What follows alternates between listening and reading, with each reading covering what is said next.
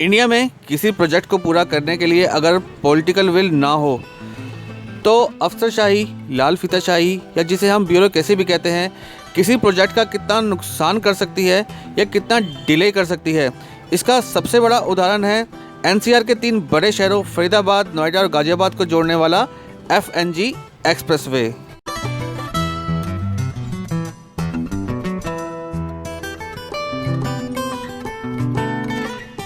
Hello friends, सलाम, नमस्ते, सत श्री अकाल, की हालचाल। होप करता हूँ आप सब बहुत बढ़िया होंगे। आज के व्लॉग की स्टार्ट मैं कर रहा हूँ शहीद स्थल मेट्रो स्टेशन के पास मेरठ मोड़ गाजियाबाद से। और आज के व्लॉग में हम लेने वाले अपडेट दिल्ली NCR के सबसे महत्वपूर्ण प्रोजेक्ट FNG एक्सप्रेसवे के बारे में।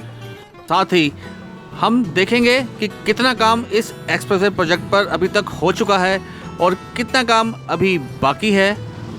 साथ ही बात करेंगे इस एक्सप्रेसवे के डिले होने के कारणों की और साथ ही बात करेंगे इस एक्सप्रेसवे से जुड़ी नई प्रोग्रेस और लेटेस्ट न्यूज़ की।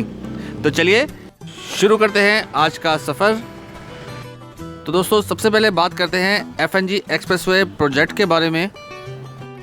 वर्ष 2015 में दिल्ली NCR के 3 बड़े महानगर फरीदाबाद, नोएडा और गाजियाबाद में रोड कनेक्टिविटी बढ़ाने के लिए गाजियाबाद में मेरठ रोड से नोएडा होते हुए फरीदाबाद में सोहना रोड तक FNG एक्सप्रेसवे की परिकल्पना के साथ कंस्ट्रक्शन वर्क की स्टार्ट की गई। एक्सप्रेसवे की कुल लंबाई रखी गई 56 किलोमीटर, जो कि 6 लेन का बनाया जाना था और इसमें दोनों साइड पे 2 लेन ईस्ट साइड की सर्विस लाइन भी बनाई जानी थी। एक्सप्रेसवे 3 पार्ट में बनाया जाना था, जिसमें से गाजियाबाद में 8 किलोमीटर, नोएडा में 20 किलोमीटर और बाकी 28 किलोमीटर का पार्ट हरियाणा के फरीदाबाद में इस एक्सप्रेसवे का बनना था। जिसमें गाजियाबाद में इसका निर्माण गाजियाबाद विकास प्राधिकरण, नोएडा में नोएडा अथॉरिटी और फरीदाबाद में हरियाणा गवर्नमेंट को इस एक्सप्रेसवे का निर्माण कार्य करना सुनिश्चित हुआ था। और इस 56 किलोमीटर एक्सप्रेसवे में से 8.714 किलोमीटर एलिवेटेड रोड, अंडरपास और यमुना ब्रिज का निर्माण कार्य प्रस्तावित था। इस एक्सप्रेसवे के बन जाने से गाजियाबाद को बहुत फ़ायदा होने वाला था, क्योंकि राजनगर एक्सटेंशन, मोहन नगर, सिद्धार्थ नगर और दूर देखा जाए तो मेरठ तक से नोएडा और फरीदाबाद की जो दूरी थी वो घटकर कुछ मिनटों की रह जाती। पर दोस्तों, गाजियाबाद में कंस्ट्रक्शन की क्या बात करूं, क्योंकि 8 किलोमीटर का पार्ट इस एक्सप्रेसवे का गाजियाबाद में था, जहां कभी इस एक्सप्रेसवे के हिसाब से कंस्ट्रक्शन हुआ ही नहीं। और 28 किलोमीटर का पार्ट जो फरीदाबाद में था, वहां पर तो हरियाणा सरकार लैंड एक्विजिशन ही नहीं करा पाई। इस एक्सप्रेसवे के लिए ज़मीन ही हरियाणा सरकार अभी तक नहीं दिलवा पाई है। मेरे सामने है Delhi Meerut expressway. FNG expressway Ghaziabad से शुरू होकर दिल्ली मेरठ एक्सप्रेसवे को पार करके आपको दिखाता हूँ। ये हम दिल्ली मेरठ एक्सप्रेसवे पर आ चुके हैं दूसरी साइड, क्योंकि इस एक्सप्रेसवे को पार करके FNG एक्सप्रेसवे दोबारा यहाँ से स्टार्ट होना था।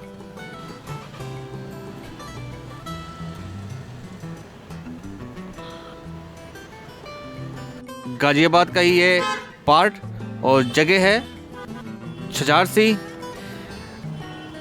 लाल फीताशाही या अफसरशाही क्या होती है, इस बारे में आपको बताता हूँ कि ये जो एरिया है पूरा, ये सिंचाई विभाग के अंडर में आता है रोड, और इसके निर्माण को लेके ही अथॉरिटी, गाजियाबाद विकास प्राधिकरण और सिंचाई विभाग आपस में ही खींचतान में लगे रहे कि कौन इस एक्सप्रेसवे का इस पार्ट में निर्माण कार्य करवाएगा। और नतीजा आपके सामने है कि एक्सप्रेसवे कभी तैयार हो ही नहीं पाया। 56 किलोमीटर का एक्सप्रेसवे 6 साल बाद भी अगर देखा जाए तो काम शून्य है। सिर्फ नोएडा के अंदर ही कुछ काम इस एक्सप्रेसवे का हो पाया, जो कि आगे मैं आपको दिखाने वाला हूं और बताने वाला हूं कि कहां से ये एक्सप्रेसवे निकलने वाला है। थोड़ा आगे बढ़ते हैं। तो दोस्तों, स्वागत है आपका NCR के सबसे बड़े project Faridabad, Noida, Ghaziabad FNG expressway पर, जिसका काम यहाँ पर किया जा चुका है। जगह आप देख भी सकते हैं, बहुत ही शानदार यहाँ पर इस एक्सप्रेसवे का निर्माण कार्य हुआ था। लेफ़्ट साइड में मेरे सर्विस लाइन भी बनाई गई है और हरियाली के बीच यहाँ पर 6 लेन का एक्सप्रेस लाइन FNG एक्सप्रेसवे। जैसा कि आप जानते ही हैं, नोएडा और फरीदाबाद दोनों NCR में आते हैं और इन दोनों का जो बीच में एक सीमा रेखा निर्धारित करती है वो है यमुना नदी। नोएडा से फरीदाबाद जाने में अभी 1.5 से 2 घंटे का समय लगता है, क्योंकि सिर्फ पेरिफेरल एक्सप्रेसवे या दिल्ली में मथुरा रोड की सहायता से ही जाया जा सकता है नोएडा से फरीदाबाद की ओर। बट अगर अभी भी समय से ये एक्सप्रेसवे पूरा हो जाए तो नोएडा से फरीदाबाद की दूरी 2 घंटे की जगह 20 मिनट की रह जाएगी। राइट साइड में आप देख सकते हैं, यहाँ पर FNG एक्सप्रेसवे पर ही एक अंडरपास का निर्माण कार्य चल रहा है। ये अंडरपास भी FNG एक्सप्रेसवे का एक पार्ट था जो कि काफ़ी रुका हुआ था, बट अब नोएडा अथॉरिटी ने इस अंडरपास पर दोबारा काम करना स्टार्ट कर दिया है। इस अंडरपास के अतिरिक्त FNG एक्सप्रेसवे पर एक 5 किलोमीटर की एलिवेटेड रोड भी प्रस्तावित है, जो कि नोएडा के सेक्टर 98 से हिंडन पुश्ता होते हुए सेक्टर 143 तक बननी थी, जिसकी टोटल कॉस्ट 633 करोड़ रखी गई थी। बट बात वही कि कंस्ट्रक्शन शुरू हो तो पूरा भी हो, बट अभी तो कंस्ट्रक्शन स्टार्ट ही नहीं हो पाया, जो इस एक्सप्रेसवे की सबसे बड़ी अड़चन थी। और वो अड़चन आपको बताई है आपसी तालमेल डिपार्टमेंट्स का, चाहे नोएडा अथॉरिटी हो, चाहे गाजियाबाद विकास प्राधिकरण हो या सिंचाई विभाग हो, जो कि उत्तर प्रदेश में ही पड़ते हैं, और फरीदाबाद जो कि हरियाणा में पड़ता है, उसकी तो एक अलग ही कहानी है, क्योंकि 6 साल से हरियाणा गवर्नमेंट लैंड एक्वायर ही नहीं कर पाई।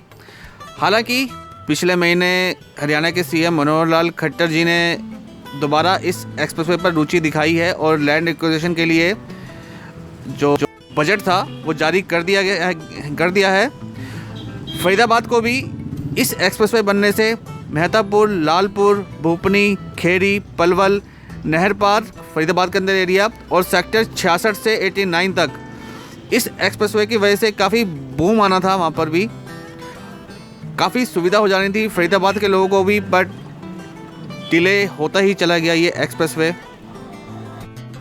और बात करें नोएडा की, जो कि इस एक्सप्रेसवे का 20 किलोमीटर का पार्ट नोएडा में पड़ता है, तो इस एक्सप्रेसवे से सेक्टर 63, 117, 118, 121, 122, 137, 142, 143, 150 और 168 सेक्टर के लोगों को इस एक्सप्रेसवे से बहुत ज़्यादा फ़ायदा होने वाला था।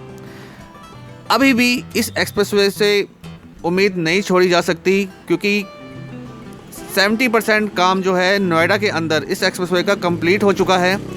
30% जैसे कि आपको बताया एलिवेटेड रोड और अंडरपास का निर्माण कार्य जो अंडर कंस्ट्रक्शन है, कंप्लीट होने के बाद नोएडा को तो ये एक्सप्रेसवे मिल जाएगा, बट अगर इसकी कनेक्टिविटी फरीदाबाद से ही ना हो या गाजियाबाद से ही अच्छी तरह ना हो तो इस एक्सप्रेसवे का कोई फ़ायदा भी नहीं हो पाएगा। नोएडा प्राधिकरण ने भी अब इस एक्सप्रेसवे पर जो उसका अंडरपास वाला प्रोजेक्ट चल रहा था उसको कंप्लीट करने के लिए बजट जारी कर दिया गया है और उसी वजह से कंस्ट्रक्शन भी दोबारा शुरू हो गई है अंडरपास की। और इसी के साथ ही FNG एक्सप्रेसवे को NHAI का दर्जा दिलाने की डिमांड भी की गई है, और ये डिमांड की गई है नोएडा प्राधिकरण की ओर से, जो कि तीसरी बार उन्होंने नोएडा प्राधिकरण ने लेटर लिखा है NHAI को। बिग न्यूज़ ये है कि पहली बार उत्तर प्रदेश सरकार ने भी इस एक्सप्रेसवे की सुध ली है और उत्तर प्रदेश सरकार ने भी NHAI से इस एक्सप्रेसवे को अपने अंडर लेने के लिए खत लिखा है। तो उम्मीद की जा रही है कि बहुत जल्द, यानी कि मार्च 2022 से पहले ही ये एक्सप्रेसवे NHAI के हवाले कर दिया जाएगा। इस FNG एक्सप्रेसवे को NHAI का दर्जा मिल जाएगा, ऐसी पूरी संभावना जताई जा रही है। हालांकि नोएडा प्राधिकरण ने जहाँ पे भी काम रुके हुए थे या जो काम चल रहे थे, जिस एरिया पे नोएडा प्राधिकरण कंस्ट्रक्शन का वर्क करवा रहा था, जिसके लिए बजट अलॉट हो चुका था, वहाँ पे वर्क दोबारा करना शुरू कर दिया है। आप लेफ़्ट साइड में देख सकते हैं, यहाँ पर सड़क निर्माण का कार्य दोबारा शुरू हो गया है। बट अब जब यूपी सरकार ने भी इस एक्सप्रेसवे को NHAI का दर्जा दिलवाने के लिए प्रस्ताव भेजा है, तो पूरी उम्मीद है कि बहुत जल्द ये एक्सप्रेसवे NHAI के अंडर में आ जाएगा और कायाकल्प होगी इस पूरे एक्सप्रेसवे की, जो कि पिछले 6 साल से अधर में लटका हुआ है। हरियाणा में तो कोई कार्य हुआ ही नहीं, बट NHAI के अंडर में आने के बाद हरियाणा सरकार भी बाध्य होगी इस एक्सप्रेसवे का निर्माण जल्दी करवाने के लिए। चलते हैं थोड़ा सा आगे। अभी तो इस एक्सप्रेसवे की जो मेन पॉइंट हैं, जंक्शंस हैं या क्रॉसिंग्स हैं, वो ओपन है, तो वहाँ पे स्पीड काफ़ी कंजस्टेड हो जाती है। बट एक्सप्रेसवे कंप्लीट होने के बाद तो बहुत ही शानदार बनेगा और 30 से 40 मिनट में गाज़ियाबाद से नोएडा होते हुए फरीदाबाद तक पहुंचा जा सकता है। अगर आप गूगल पर सर्च करेंगे FNG एक्सप्रेसवे तो आपको कई बिल्डर्स के प्रोजेक्ट्स आपको दिखाई देंगे, जो कि गूगल पर उन्होंने FNG के नाम से ही डाले हुए हैं, क्योंकि नोएडा के अंदर बिल्डर लॉबी ने भी FNG के नाम से बहुत फ्लैट बनाए, लोगों को बहुत फ्लैट बेचे हैं, बट FNG एक्सप्रेसवे शुरू नहीं हो पाया। बट अब चूँकि FNG एक्सप्रेस के दोबारा वर्क स्टार्ट होने की, इस पूरे एक्सप्रेसवे के दोबारा NHAI के अंडर जाके कंस्ट्रक्शन का स्टार्ट होने की दोबारा संभावना बनी है, तो जिन्होंने इस एरिया में इन्वेस्टमेंट करी है उनके चेहरों पर फिर से एक बार खुशी की लहर आई है। और बात करें नोएडा को फरीदाबाद से जोड़ने की, तो आपने सुना भी होगा मंझावली पुल का निर्माण कार्य भी पिछले 2 साल से चल ही रहा है, जो कि अगले साल दिसंबर तक शायद पूरा हो जाए, क्योंकि डेडलाइन तो उसकी मार्च 2022 है। बट अभी तक तो लग नहीं रहा कि मंझावली पुल भी ऑपरेशन हो पाएगा। FNG एक्सप्रेसवे भी यमुना नदी के ऊपर एक फ्लाईओवर का निर्माण होना था, यमुना ब्रिज का निर्माण कार्य होना था, जो कि सेक्टर 168 के पास से होना था। 325 करोड़ की लागत से 650 मीटर लंबा यमुना ब्रिज का निर्माण कार्य होना था मंगरोली इरिगेशन पॉइंट के पास से, और इसकी अप्रोच रोड जो बननी थी वो हरियाणा में 1700 मीटर और यूपी में 2400 मीटर। तो दोस्तों, उम्मीद करता हूँ आपको आज की वीडियो पसंद आई होगी। पसंद आई हो तो लाइक ज़रूर करें, शेयर जरूर करें और चैनल को सब्सक्राइब करना ना भूलें। मिलते हैं जल्द अगली वीडियो में।